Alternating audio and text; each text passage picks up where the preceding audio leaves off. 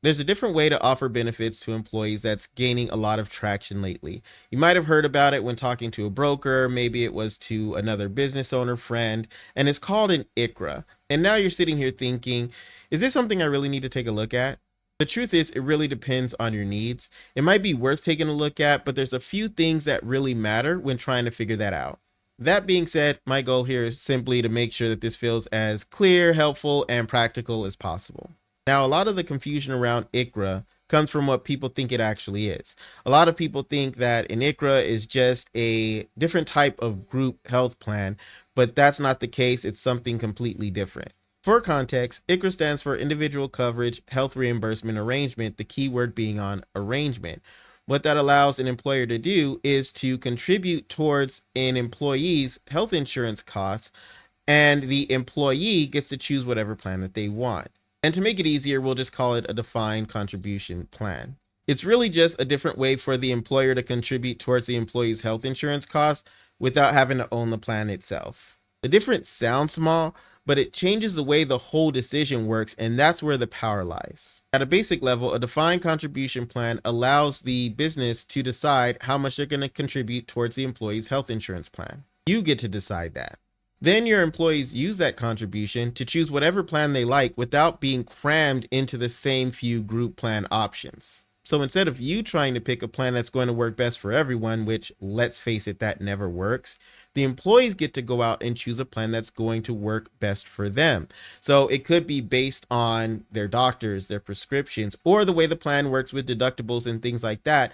The key difference is that now the employees have a choice, and that's the core idea. Now, when businesses actually start taking a look at defined contribution plans, it's not because they're excited to implement a new strategy for benefits. That's usually not it. Let's face it, that's not the case. It's usually because of a couple of real practical reasons. The problem with a lot of traditional group plans is that the costs of the plans are usually based on the health of the overall group, something that's out of the business's control, and a lot of unexpected costs can creep up later after the fact. Renewals happen, rates change, and then you're stuck reacting.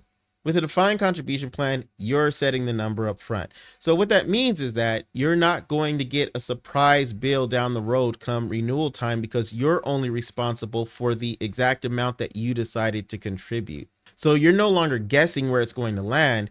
You're setting up that number intentionally and making the decision up front. Just to be clear, it doesn't mean that it's automatically going to be cheaper. It does mean, though, that you're not going to be constantly playing defense. You're in control, and that control is extremely important when it comes to making business decisions. Now, with a traditional group plan, complexity lands back on the business. What I mean by that is that a lot of times when it comes to answering questions and things like that, that's going to fall on HR or maybe an office manager, somebody in the office where it is not their full-time job to handle benefits.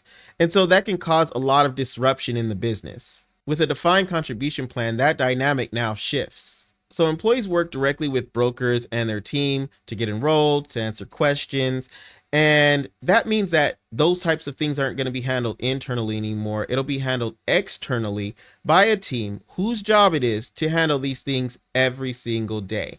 What that means for the business, on the business side of things, is that there's going to be less interruptions, less disruptions, and the business can concentrate on what actually matters to it. For a lot of owners, that alone changes how heavy benefits feel. Which brings us to our next point. Businesses do not always stay the same forever, right? Headcounts change, roles change, growth is unpredictable. One reason defined contribution plans work so well in these types of situations is that they're extremely flexible in the way that benefits are handled.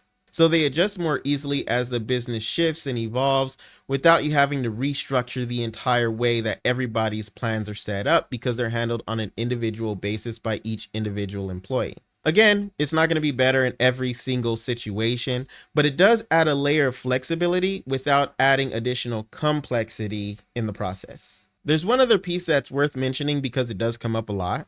And that's with a defined contribution plan, businesses don't miss out on any of the tax advantages that they would normally have with a traditional small group plan. The structure is different, but the idea of making a tax advantage contribution towards the employee's health insurance is still the same. So from the business side, it's not about giving anything up, it's just changing how the benefits are delivered. At the same time, employees usually get more freedom.